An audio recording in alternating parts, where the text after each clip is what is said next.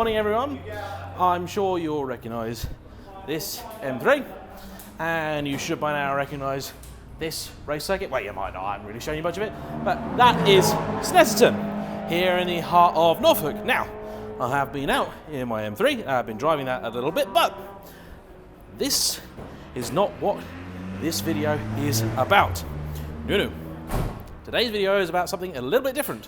Not that BMW, which is a shame, because that's absolutely crazy and he's out running on slicks, totally stripped out with an S54 lump in it, and it's very fast indeed. Nope. Today I am filming this, a third generation MR2. And this is not, as you can probably guess, an entirely standard car. Now, it's got strut brace at the front, it's got a body kit all round, a fairly standard interior, but of most interest to people and most significant will be the fact that in the back it has a V6, the 2GR FE. Now this has been pinched either from a Camry, a Sienna, something like that, not been played around with too much. It's got an uprated clutch, flywheel, it's got sticky Yokohama tyres, Beastie M3 is just starting up, or M3-ish, whatever it is. Custom exhaust, as you would expect. The hardtop is on because it does improve the handling. You've got the traditional lukewarm air intake. And the most amazing thing on this, I think, is actually the teen coilovers, which giveaway as to what they are is here. And you have, if I can open it, he's run away with the keys. Well, he's run away with the keys. Anyway, it's locked itself. So they are adjustable, electronically adjustable coilovers. And the car has definitely locked itself. So that's the car. And I am not just here to show it to you, I am here to drive it, courtesy of its kind owner, Warren, who for some reason decided that rather than let me out on it on the road, he'd much rather let me have a go of it on track.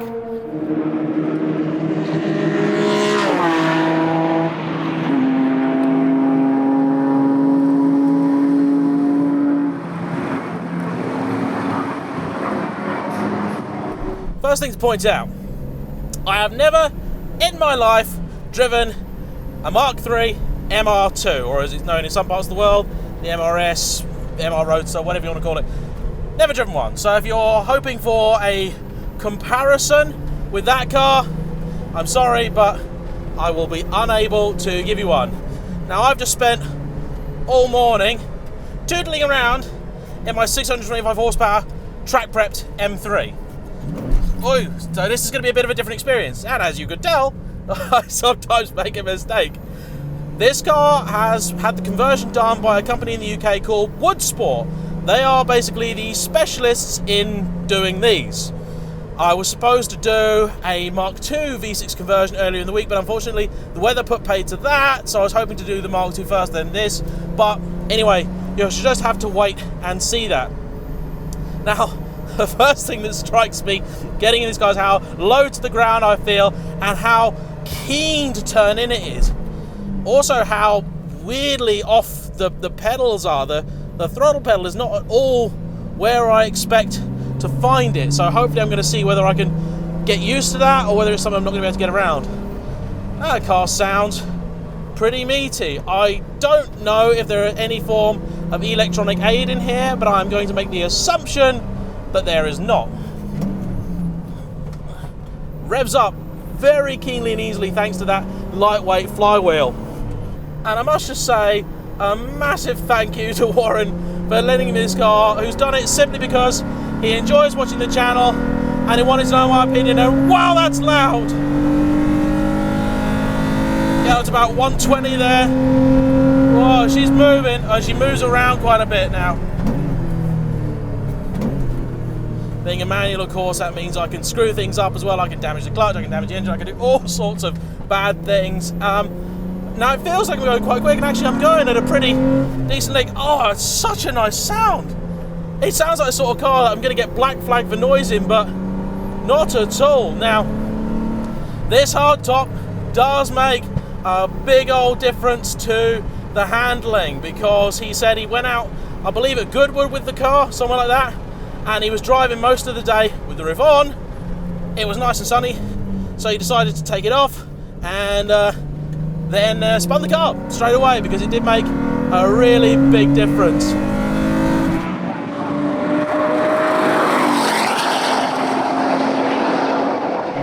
Now you can raise the rev limiter in these, as Lotus do. This is quick, really quick. Brakes are pretty good too. Oh, gearbox is a little bit reluctant there. Be so careful. I've got to remember the engine is no longer in the front, the engine is in the back. This can rotate, and its owner may have been in the grass with it already today. Oh yeah, I'm enjoying this. This is good fun. Oh, washing wide a little bit. Oh, back end rotating just a touch, and round. Yeah, you can't rush the gearbox. Let's just touch it in here. I mean, I feel like I'm already going pretty briskly in this car, to be fair. Very intuitive. Such a small little car, and I'm so close to the ground. I hope that camera at the back is getting you some decent exhaust noise. Oh yeah, lovely. You get the odd pop and bang in the exhaust as well. Whoop, washing a bit wide. Oh, back end coming into play a little bit there. Yeah, you can feel it moving around. Not intimidating at all. It's brisk. It's not silly quick, but it's quick enough. It's quicker, I suppose, than I probably thought it was going to be. What a delightful little thing. So keen to turn in. It's just that throttle pedal. That's, at the minute, that's the only thing really getting in the way of my enjoyment. Because it's just too high. When I'm on the brake, my foot is far too low to the throttle pedal to be able to just lean over and just tap it. There we go.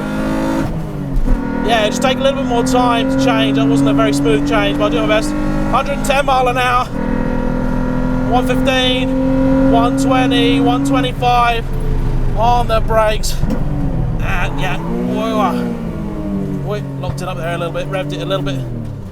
Yeah, we're okay. Car's okay.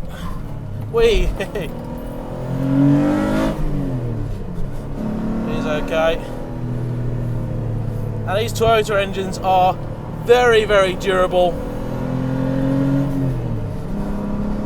There we go. Slightly worried there for a second I'd done something wrong, but no, it's fine. This is why I didn't want a manual gear change for my own car, because you can't really make any mistakes there, but everything's fine. They just revved up a little bit, but she's fine. There we go. Tip it in. Yeah, it turns keenly, but it's very happy to rotate. You just can't rush the gear shift. I mean, in terms of outright pace, I did drive this track in a basic 987.2 Cayman, not Cayman S, and we're reaching similar speeds on the back straight. It's just lovely. Now, a lot of people have actually gone home already, so the track's the quietest I've seen it all day, and this thing's doing beautifully. For what is essentially, you know, a sort of homebrew, I guess. I mean, that's maybe a bit unfair to it. I'd like for track work a smaller steering wheel. I know people keep talking about me moving my hands on the wheel. I'm in a new car, I'm thinking of so many things, and I'm on track as well, so you've got to be really thinking of what you're doing, but it actually works quite well. Suspension's great. You feel it leaning over a little bit. I know exactly what the car's doing,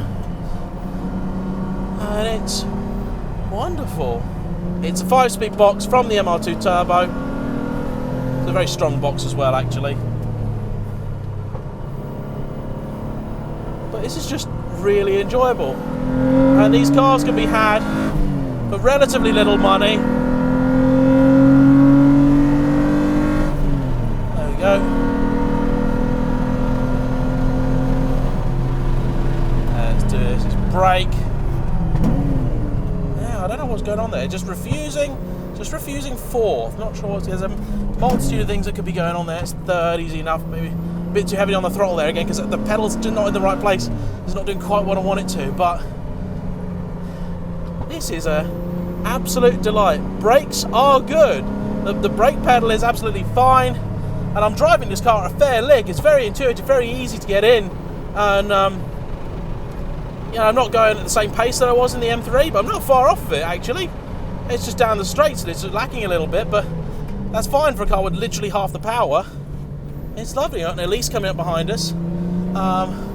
A lot of people would sort of be tempted to think that this would be like a budget Evora or something like that. No, it's completely different. But you know what? As an interesting alternative to an Elise or an Exige or something, it's awesome. Oh, I don't know what's going on there. Second is too easy to go into. There you go. Criticisms. Pedal positioning. Gearbox second is far too easy to go into. Other than that, this is a gorgeous car, and I would love to drive it on the road because I bet it would be an absolute joy. I was worried about the tail end being a bit waggy. Not the case at all. And I'm about to get passed by a man in a GTR. Lovely bloke, speaking to him earlier, and he's going some. He's enjoying that car and he knows how to use it. So, sir, go past. Oh, yeah, look at that. That's a V6. But you know what? I really like this. I don't know what Warren's going to think I think of his car. He didn't want to come out in it with me. I don't think there's any sort of like fear in it. He just trusts me in it. And I guess that's one of the only things you have with smaller cars like this. When you do put a passenger in them, yeah, it can affect them quite significantly. This is just a joy. In terms of actual driving pleasure, this is more fun than my M3. Maybe I've been doing it wrong, who knows, anyway. But, yeah, there you go. The Wood Sport converted, 2GRFE powered, Mk3 MR2. It's good. It's really good. So, thank you, Warren. Let's deliver the car without it being broken, shall we? Nice little thing. Really, really nice. Yeah. It's been a good day today.